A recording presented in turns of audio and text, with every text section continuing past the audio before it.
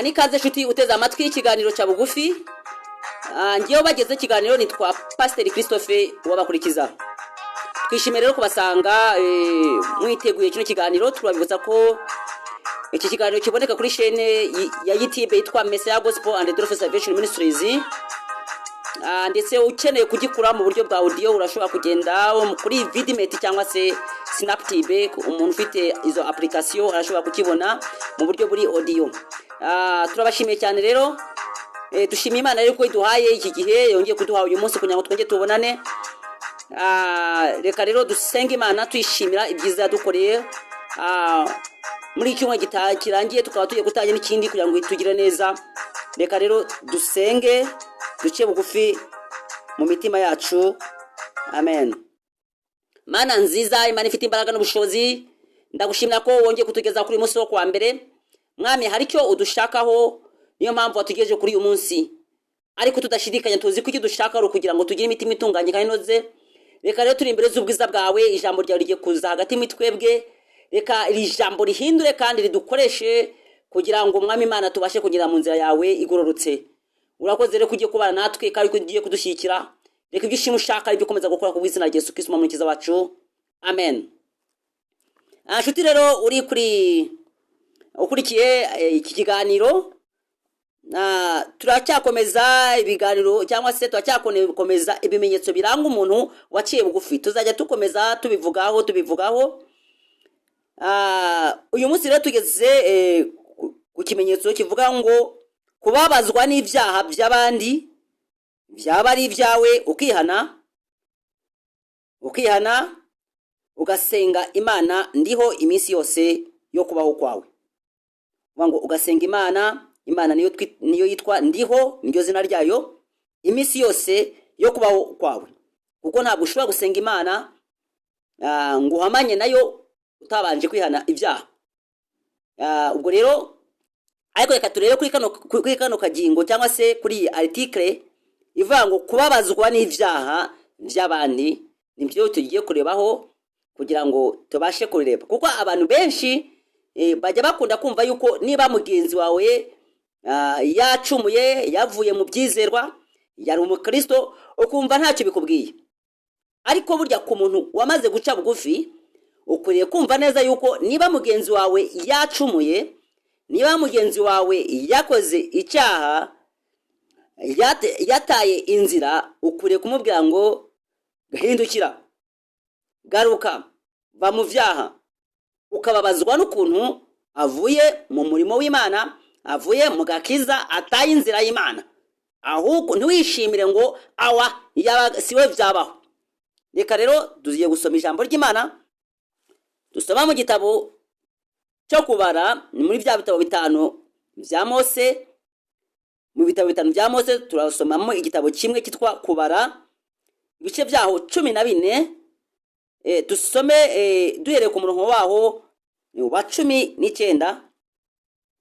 Twumve ibihanditse, twumve ijambo rihanditse, kugira ngo Imana yacu itugenderere. Tureka dusome mu izina rya Yesu. Babarira gukiranirwa k'ubu bwoko nk'uko imbabazi zawe ari nyinshi, nk'uko wabubabariraga uhereye igihe baviriye muri Egiputa ukageza ubu. Reka dusome ku murongo wa 20 havuga ngo Uwiteka aramubwira ati ndabababariye nk'uko unsabye. Imana yacu ishimwe cyane. Mose ari kumwe n'Abayisiraheli, aba bana b'Abayisiraheli cyangwa se Abayisiraheli ubwabo baje gukora icyaha gikomeye cyane. Bugarariza cyangwa se bitotombera Imana mu buryo bukomeye cyane, ndetse bitotombera Mose na Aroni, ndetse hari naho bageze biba ngombwa yuko bashaka no kwica abagabo babiri umwe witwaga Kalebu mwene Yefune na Yosuwa mwene Nuni. Bashaka kubica babicishije amabuye, kubera yuko uyu Kalebu na Yosuwa niwe bari banje gutata igihugu, barabanza baratata, barareba ati iki gihugu se ni byiza yuko tuzakinyuramo, bareba n'imbaraga zacyo, bareba ukuntu bazahagera. Noneho bari boherejwe na Aroni na Mose ngo bagende batata igihugu bagomba gucamo. Hanyuma noneho Abayisiraheli baza kugeraho baravuga bati icyo gihugu twamenya amakuru yuko bazaturwanya bakadutsinda, ni ukubera iki Aroni na Mose batuzanye, bakaba batuzanye muri kino gihugu kugira ngo inkota y'aba bantu iturye, ntitwagomba kwemera tukaguma mu gihugu cya Egiputa tukaguma aho ngaho. Cyagiye abantu usanga bagira ibibazo, wabona ikibazo kirakurenze ukifuza gusubira inyuma cyane, ugasanga umuntu yicujije icyatumye agenda kubera ko adakomeye. Kuko abantu badakomeye igihe cyose iyo babonye intambara, iyo babonye ibibazo bibagezeho, batangira gutekereza iyo bavuye, bagatangira gutekereza gusubira inyuma. Ariko noneho bo bakomeza kubangamira gahunda y'Imana, bitotombera Imana. Kuko iyo usomye hejuru ku murongo waho wa 11 kuri kino gice cya 14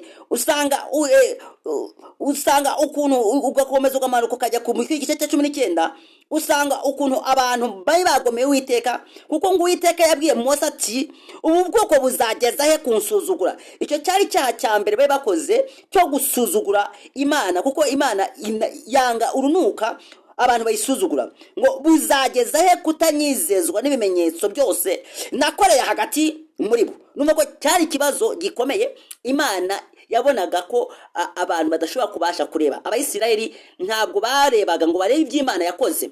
Hari igihe natwe tujya tugira ibibazo, cyangwa asanga abantu bafite ibibazo ntibarebe iby'Imana yakoze, ahubwo bakareba ibiri kuba ako kanya. Ugasanga umuntu afite ingorane z'akanya gatoya, ariko ugasanga yavuze ngo mbese Imana izabishobora, mbese Imana kandi nutekereza yuko mu myaka yose umaze n'ubundi hari iby'Imana yashoboye kandi nawe warebesheje amaso yawe, ukitotomba ukumva ushatse kumva ko uvuye mu murongo wo kwizerwa. Ariko umuntu wamaze guca bugufi aravuga ngo Mana, iki si icyambere, niba n'ibindi warabinkijije n'iki kinacyo uzankinyiza, niba n'ibindi warabisubije n'iki kije nacyo uzasubiza.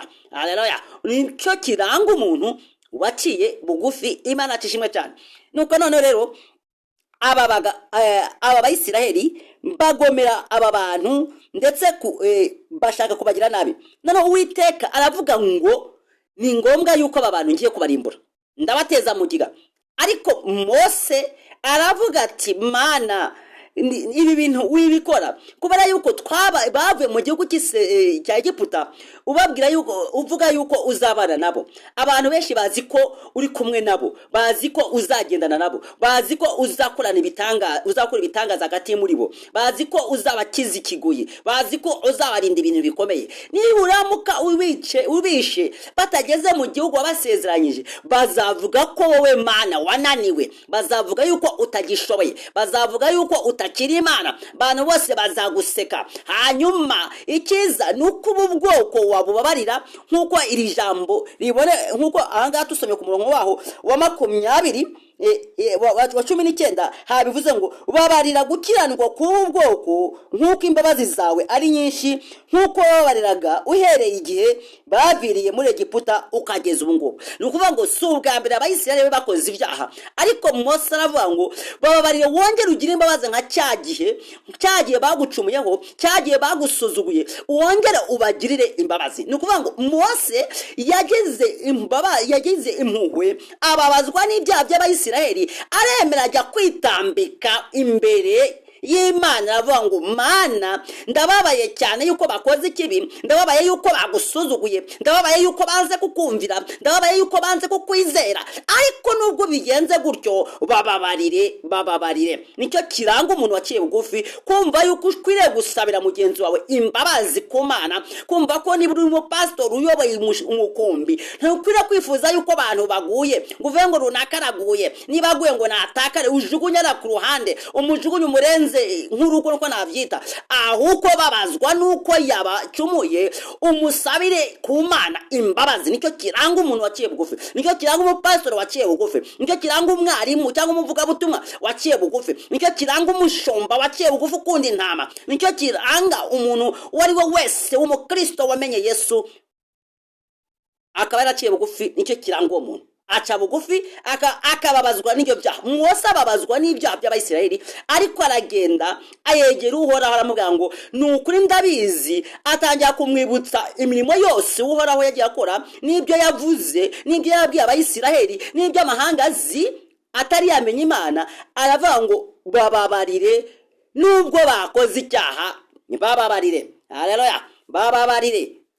Natwe dukwiriye kubabazwa n'ibyaha by'abandi bantu. Ariko ku murongo wa 20 Uwiteka avuga ngo, Uwiteka aramubwira ati ndababariye nk'uko unsabye. Ni ijambo rikomeye cyane, ati ndababariye nk'uko unsabye. I have forgiven them as you asked. Ni ukuvuga ngo ndababariye cyangwa se mbagiriye impuhwe, mbagiriye ikigongwe nk'uko unsabye. I have forgiven them as you asked. Nuko ndabagiriye icyo kigongwe ariko kuko ubinsabye. Natwe dukwiriye kujya dusaba Imana neza, tugasaba kugira ngo Imana igirire imbabazi abantu baguye mu byaha, ariko mu gihe ba bantu bemera kwihana. Ubwo umuntu niba yemera guca bugufi, uwo nguwo umusabira imbabazi. Ni ukuvuga ngo abantu natwe abandi basigaye, niba waguye mu cyaha ukwiriye guca bugufi, hanyuma abandi bakagusabira iki? Imbabazi. Imana ishimwe cyane. Nuko rero mu by'ukuri umuntu waciye bugufi ababazwa n'ibyaha abantu barimo bakora. Reka turebe muri mu gitabo cy'Isezerano Rishya, turebe Mariko ibice byaho bitatu. Mariko ibice byaho bitatu, ku murongo Mariko ibice byaho bitatu. Reka turebe ku murongo wa 5. Reka dusome ku murongo wa 5 kumve uko handitse. Avuga ngo abararanganyamo amaso arakaye, ababazwa nuko binangiye imitima, abwira uwo muntu ati rambura ukuboko kwawe, arakurambura kurakira. Ni Yesu wari ubabajwe nuko abantu abafarisayo bari banze kwihana, be bakiri mu byaha byabo, bari babigumyemo, banangiye bakomeje imitima. Yesu nawe biramubabaza. Ni ukuvuga ngo Yesu nawe yababajwe n'ibyaha abantu bariho bakora. Yesu yababajwe n'abantu, ukuntu abantu banangiye imitima, ntabwo yabyishimiye. Umuntu waciye bugufi rero akwiriye kubabazwa n'ibyaha. Ubutaha ku wa 3 tuzakomeza kuri ingingo, turebe neza cyane ukuntu umuntu yababazwa n'ibyaha, ukuntu umuntu atakishima hejuru y'abandi. Tuzakomeza kuri ijambo. Ndazi neza ko iyi article rwose tuzajya kwisoza cyangwa se kuyigiramo hagati, abantu bamaze kumva neza umuntu waciye bugufi, ukuntu ababazwa n'ibyaha by'abandi byabakoze. Imana yacu ishimwe, Imana yacu yahabwe icyubahiro. Reka rero dusoze iki kino kiganiro, ariko tubabwira yuko mu by'ukuri tuzongera gusubira ku wa 3.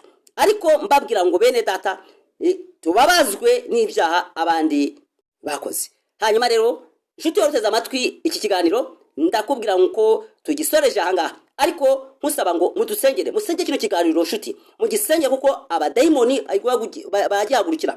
Satani aracyanga. Reka cyange kandi nuko kivuga ijambo ry'Imana kandi kirimo kigaragaza ubugome bwa Satani kugira ngo tubashe kumunesha. Ngigituma rero Satani agomba kurwana akugarariza, ariko mu ijuru hari Imana kandi iyo Mana ikora muri twebwe. Reka rero dusenge, dufatanyirize hamwe gusenga. Abari muri Cyabugufi Prayers Group musenge, n'abandi bose mujya mushyikirwa na cyo kiganiro musenge, kugira ngo iki kiganiro kibashe gukomera no gukomeza inzira yacyo. Imana ishimwe cyane. Reka turabashimiye rero nshuti rero, mwari muteze amatwi iki kiganiro. Tubabwira ngo ukeneye kuduhamagara yashobora kuduhamagara kuri nomero zikurikira: guteranya 250 78 82 77 348